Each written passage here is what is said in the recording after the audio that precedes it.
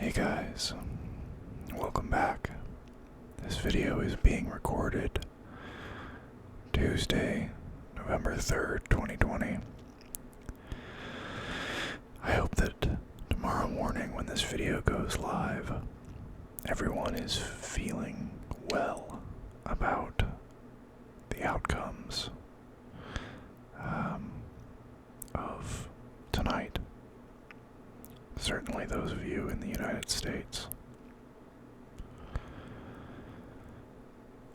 But let's talk about Disciples of Tzeentch, picking up where we left off.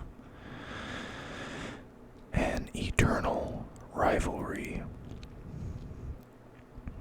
far beyond the light of sun or star, removed from all reason and reality, lies the realm of chaos. There, the chaos gods strive against one another in a never-ending power struggle. As one god grows in strength, so do the others conspire against him.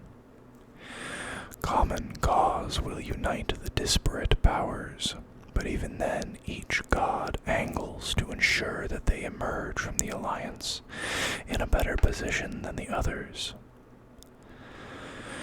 In this endless scheming, none of the gods fare so well as Tzeentch, and he delights in manipulating them all, tormenting ever-raging Khorne, or endlessly baiting proud, melodramatic Slaanesh. However, every chaos god has his opposite, another whose nature is the antithesis of his own. For Tzeentch, that special foe is Nurgle. The Lord of Decay provides Tzeentch with his fiercest rivalry. Nurgle counters Tzeentch's hope and ambition, his demand for change, with opposing ideologies. A resigned despair that accepts how things are, a willingness not just to be content with the base or mundane, but to actually wallow in it. In their unending battles, Tzeentch pits his ceaseless evolution against the stagnant loop of Nurgle's closed life cycle and death. Cycle of life and death. Tzeentch, who delights in his carefully laid plans, is appalled to watch Nurgle's slovenly and indiscriminate destruction, his jovial attitude to sowing seeds of destruction and letting them grow where they may. The two powers never miss an opportunity to match forces against one another, be it battles over boundaries in the realm of chaos, expansionist wars in the mortal realms, or even scholastic rivalries and cultish intrigues amongst the cities of Sigmar. Of late, Tzeentch has gained the upper hand. In Ghyran, where once Nurgle reigned nearly unchallenged, the decaying kingdom of Bulgo has toppled as a result of the machinations of Kairos' Fate Weaver. In Gaemon's Spiral Crux, Tzeentch has all but eradicated the stain of Nurgle's infections, using a sustained crusade of metallic transmutation that sterilized everything the grandfather of plagues had corrupted by disease. The victories of Tzeentch over Nurgle are by no means confined to the mortal realms. In the power struggles fought in the realm of chaos, his demonic minions are usually key to his victories over his brother gods. Few mortal agents could stand the sheer inimical otherness of that sinister dimension for long.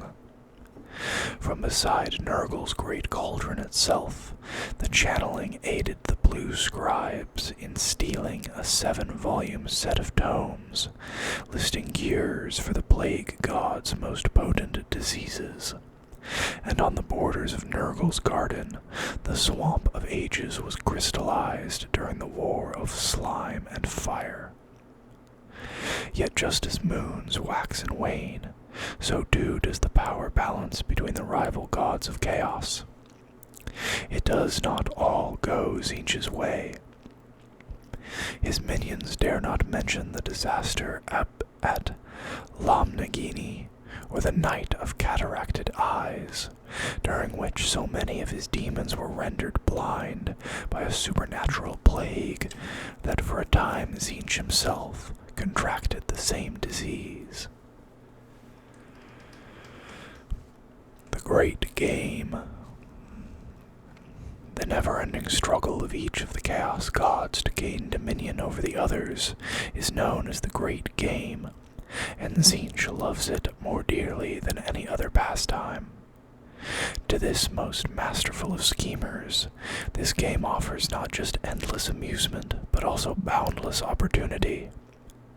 Not only does Tzeentch constantly seek to further his own ambitions, he expends just as much of his focus on his desire to manipulate or counteract the best-laid plans of his rivals. Through convoluted stratagems, Tzeentch has subverted his brother gods time and again. The realm of chaos is Tzeentch's playground for the Great Game. There he instigates infighting, a pursuit of which the god never tires. One of his most infamous deeds in the Great Game was to beguile Khorne's greatest bloodthirster, Skarbrand, into attacking his patron. It was Tzeentch's magic that finally burned away Nurgle's ineffable malady. And, although few know the full tale, it was Tzeentch's plotting that led to Slaanesh's capture by the Elven gods, and the twist of fate that turned the Dark Prince's ultimate victory into a strange form of defeat.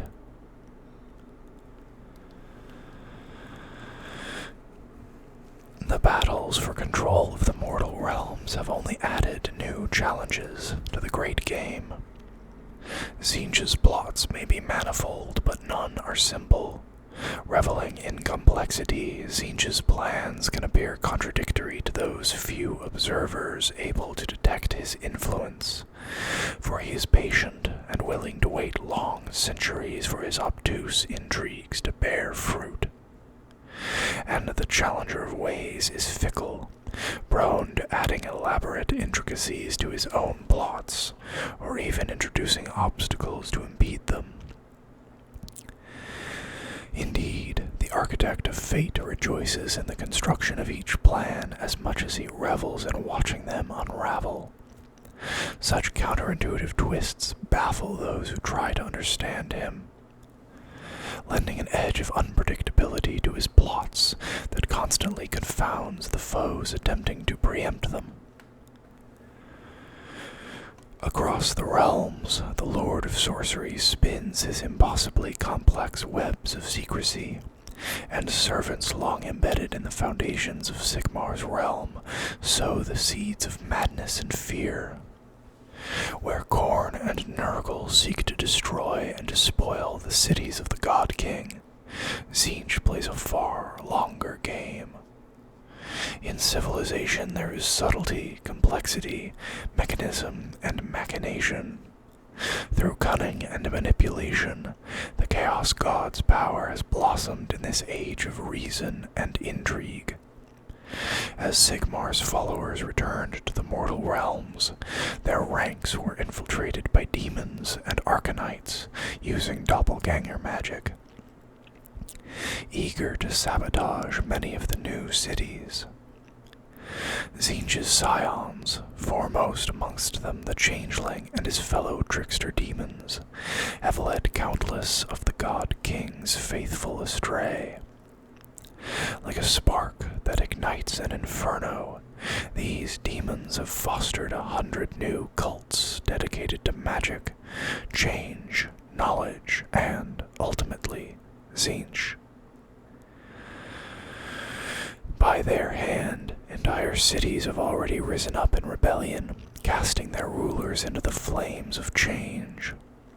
Others remain outwardly loyal while heresy and sedition flow through their veins like a cancer, simply waiting for the right moment to strike. Now the time of change draws nearer, and the twisted plans of such entities lead to a confluence of Tzeentch's triumphs.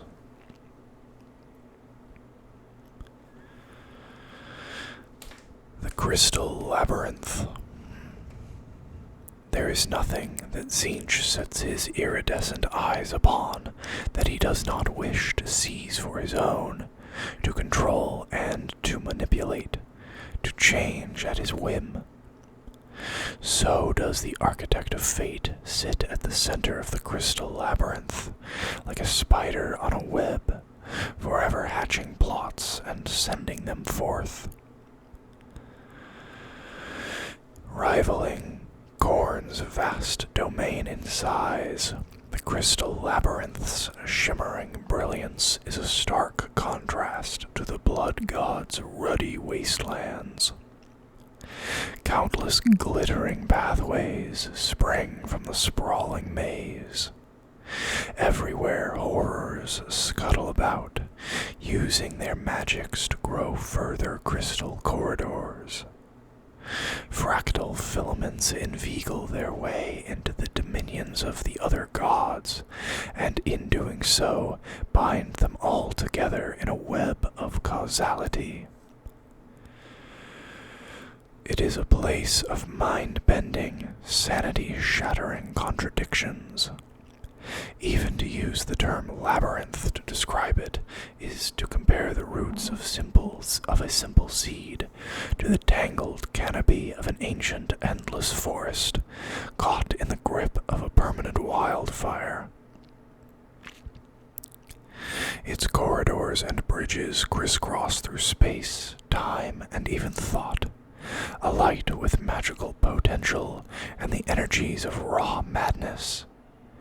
Only those with the strongest will can negotiate its endless reaches, for the labyrinth's walls reflect hopes, dreams, madness, and terror. Those trammeled within come to no physical harm, yet not even those favored disciples who walk the lands can escape with their minds intact. Impulses of pure change cascade through every league and locale, reordering its dimensions in an endlessly shifting tangle of forms. It is a place that is made of the same impossible substance as its master, and any who attempt to define it find their sanity unraveling fast. The Impossible Fortress. At the heart of the labyrinth stands the Impossible Fortress. This is the principal stronghold of Tzeentch himself, and within its contradictory folds and infernal gateways, the Changer of the Ways peers from his myriad eyes into those realities he seeks to bend to his whim. From this nexus of power, he sends impulses, whispers, and dreams into the minds of his disciples, guiding them, goading them, and luring them ever further along the paths that lead to either immortal glory or, far likelier, a horrible end.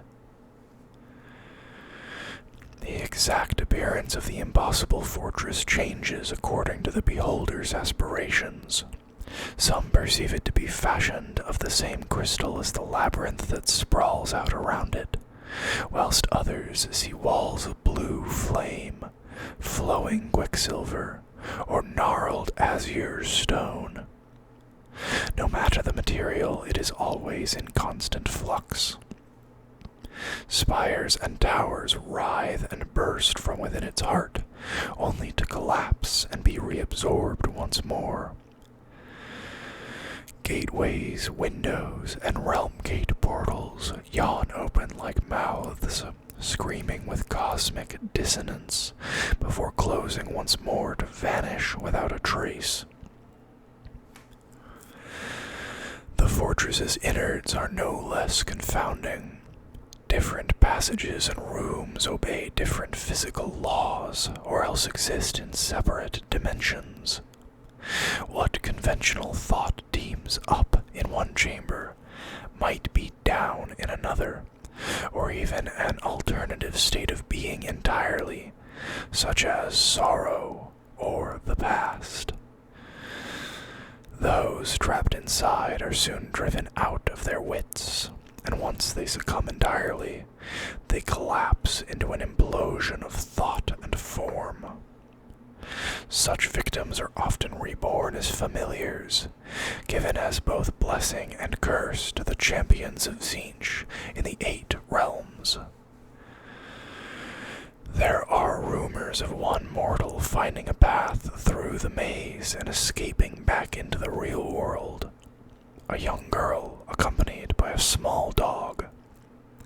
Though Tzeentch has obfuscated this legend so thoroughly that none can be sure if it is true, or if the Changer of the Ways has put the story about in order to lure hopeful travelers to his domain.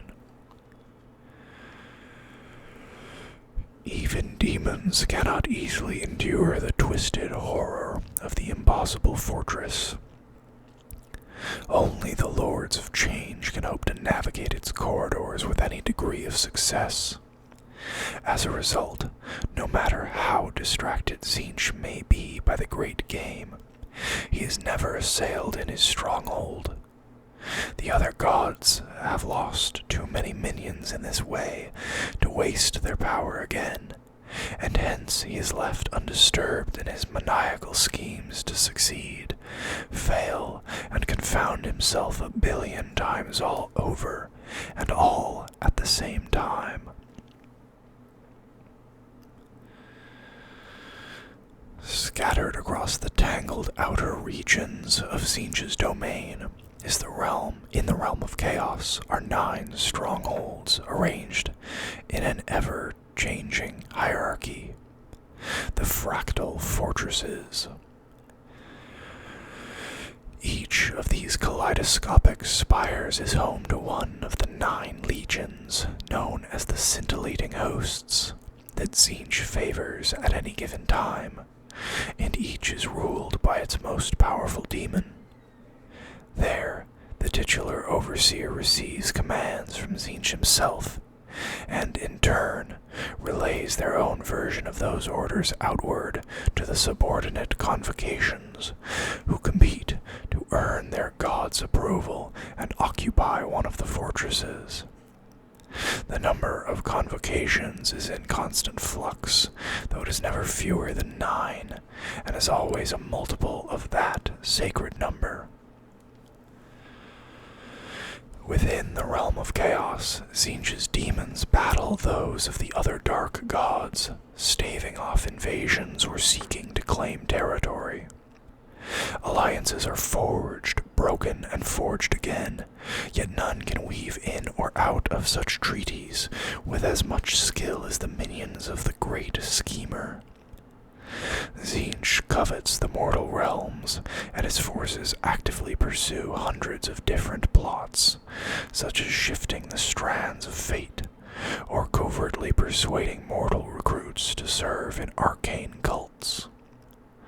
Like their patron, the convocations seek sources of magic, spread anarchy, and corrupt ambitions.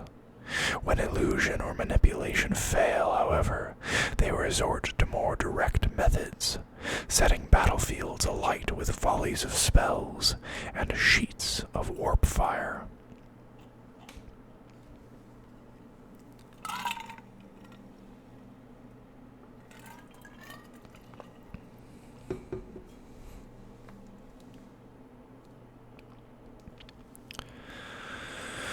Domains of the cults. Tzeentchian cults can be found in every realm save that of Azir. They are master infiltrators. and through them the scintillating hosts have found their way into countless nations of man, elf, and dwarden. In Caemon they have worked a great conquest from which the lands, twisted beyond recognition, may never heal. The Arcanites of Tzeentch work plans within plans to ensure their masters' visions of strife come to pass. Few truly comprehend the magnitude or the complexity of these overlapping schemes, but they do their part, and that is enough. To a magister or summoner, the bringing of a cackling horde of demons into reality might be the culmination of their life's work, but to the myriad plots of Tzeentch, they are but stitches in a great tapestry. Each conjuration and conquest is part of a wider skein of fate that binds the stuff of reality, imbues it with the energies of disorder, and brings it one step closer to becoming an annex of Tzeentch's Crystal Labyrinth. The lands of the Spiral Crux are a perfect illustration of this phenomenon, though not even the canny Caradron overlords native to the Crux truly appreciate it. Those regions most afflicted by Tzeentch's war have not been chosen at random. Seen from the etheric void, these profaned sites form the fire and orb symbol of Tzeentch, the changer of the ways. Griffin's Eyrie, the disastrous epicenter of the magical explosion caused by the death of a god beast, forms the pulsating heart of the symbol. All those lands under its wider auspice have been renamed in Tzeentch's honor. Should the last few wholesome lands under the symbol fall to Tzeentch's faithful, the Spiral Crux will be forever his.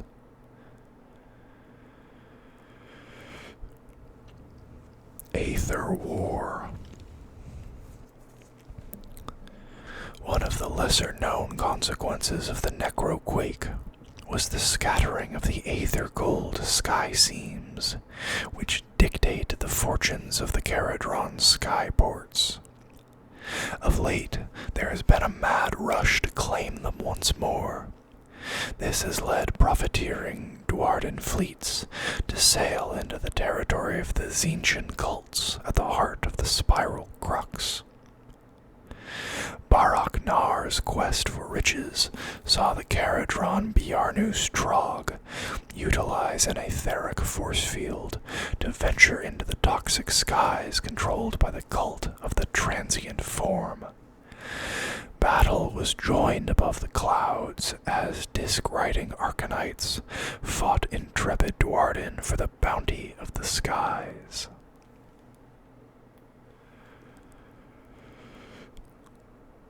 The Children of Change. The demons of Tzeentch are insanity and mayhem made manifest, the antithesis of order and law. In battle, they make for a maddening foe, chortling maniacally as they blast apart their enemies with dazzling spells, and mimicking their agony as multicolored flames burn away their victims' souls. Tzeentchian demons are physical manifestations of raw arcane energy, warped to reflect different aspects of their patron. As befits the changer of ways, the nature of his minions varies greatly, although each is blessed with a portion of their master's strangeness and cunning. So infused are they with magic that the air about them takes on an unearthly glimmer. Likewise, their own colors and even material stability shift. Sometimes they appear corporeal, other times bafflingly elusive. As demons, the scintillating hosts have need for neither nourishment nor rest, and they cannot be slain as can mortal creatures. It is possible to destroy a demon's physical shell, but doing so only sends its spirit back to the realm of chaos, where it begins the painful process of reforming. The length of time this takes depends upon the demon's size, strength, and most importantly, whether or not the being still carries their god's favor. In the case of the horrors, that most numerous of all Tzeentchian demons, even a solid killing blow is not nearly enough to end the threat. These creatures split into two lesser creatures before the eyes of their astonished adversaries, and should either of these be slain in turn, they will split again to form hideous creatures of spite and flame. Such impossibilities, so maddening to mortal onlookers, give Tzeentch a great deal of amusement.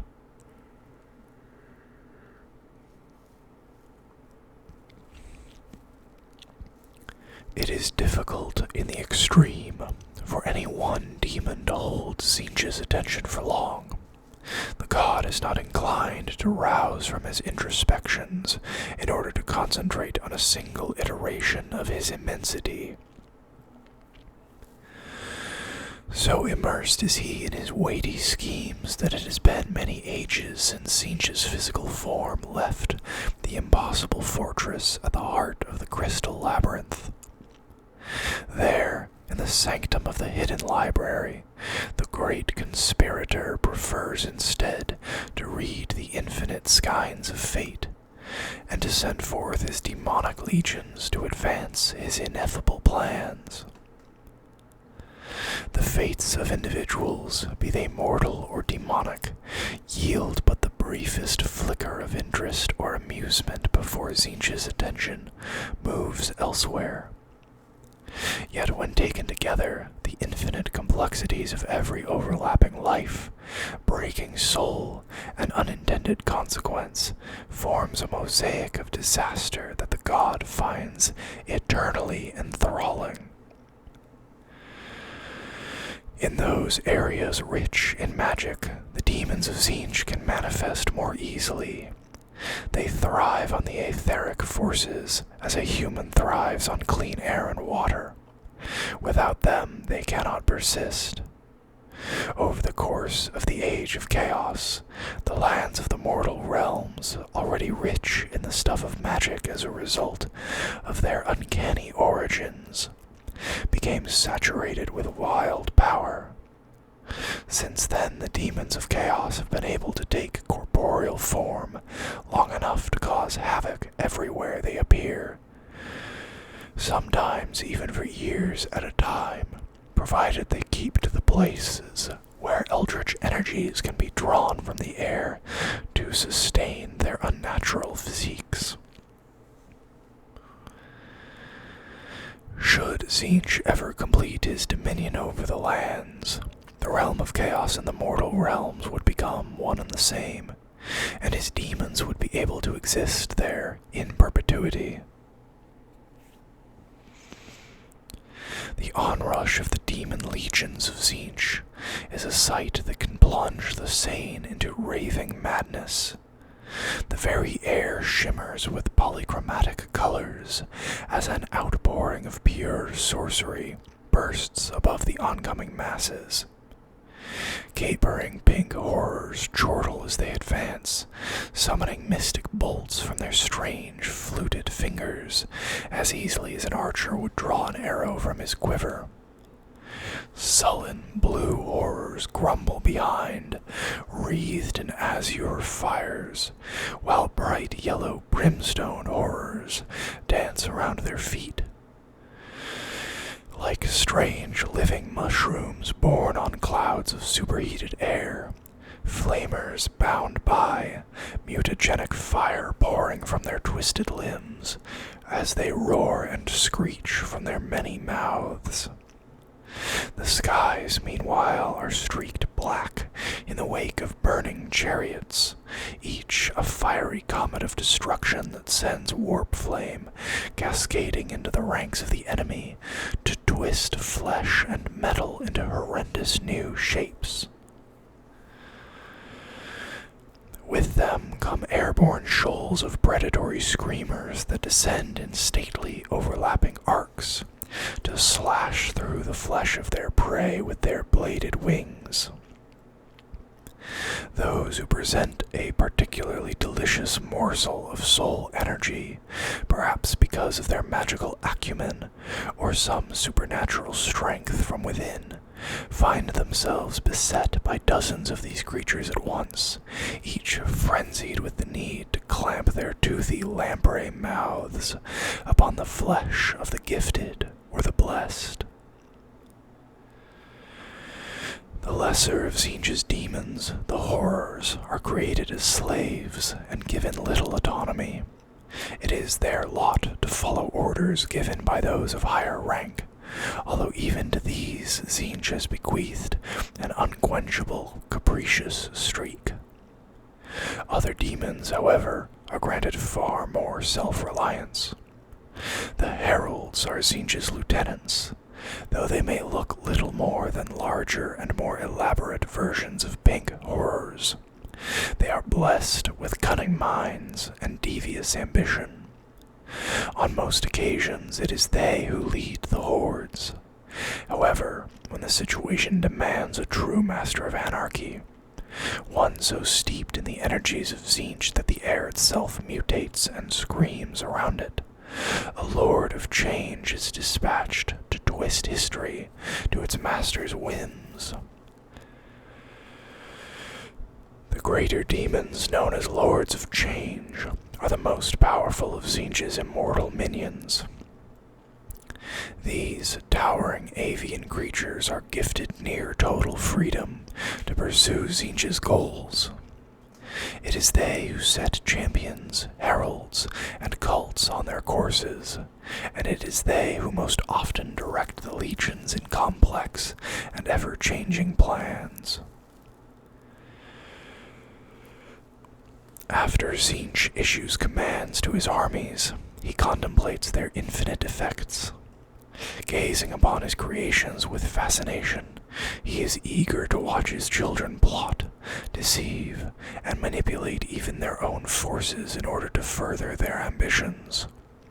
Where things go awry, he drinks in the heady mix of improvisation and confusion, a rich loam from which moments of spontaneous genius can grow.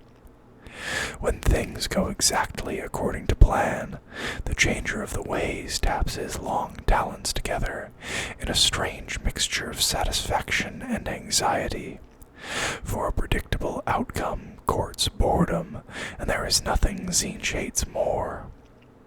And so he avidly watches the unraveling of every strand of fate, each a small part of his great plan, though, in the end, all fates are woven into one, and the ultimate outcome is doom. To shape the invisible. The changer of the ways has little time for the cantrips and hedge magics of cowardly dabblers, instead rewarding those who gather vast concentrations of magical force and let them loose upon the world. In the time of the Arcanum Optimar, this effect has become even more pronounced. It is easier than ever for mages to summon magical familiars and seal dark pacts to increase their own power, or to conjure predatory spells and grand hexes that can cripple or destroy dozens of their adversaries in a matter of moments.